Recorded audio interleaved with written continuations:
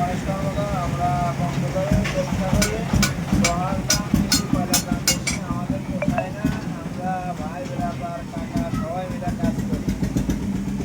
কর্মকার ছিল রামচন্দ্র কর্মকার, আমার বাবা গণেশচন্দ্র কর্মকার, আমার নাম সাধন কর্মকার। আমি আমার বাবার কাছ থেকে কাজ শিখছি।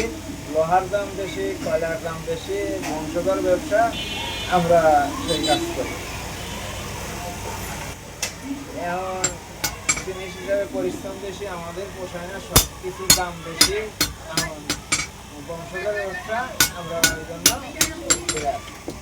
এই বস্তা কয়লা 250 টাকা বস্তা কেনা হয়। আমাদের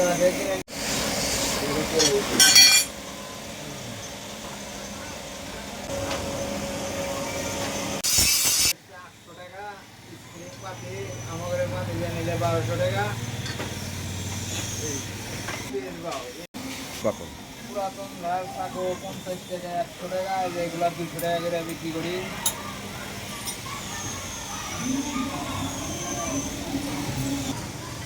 এরা 1100 টাকা কেজি, এগুলা বিক্রি করতেছি 800 টাকা পিস, 700 টাকা, 800 টাকা পিস। এই একটা আছে ভালো, এখানে কাঠের পাতি, এইগুলা যে বানানো হয়েছে 600 টাকা, 700 টাকা কেজি হচ্ছে। 1 নম্বর কাঠের পাতি, এগুলো দিয়ে তৈরি করা হয়েছে। এগুলা 1000 টাকা কেজি।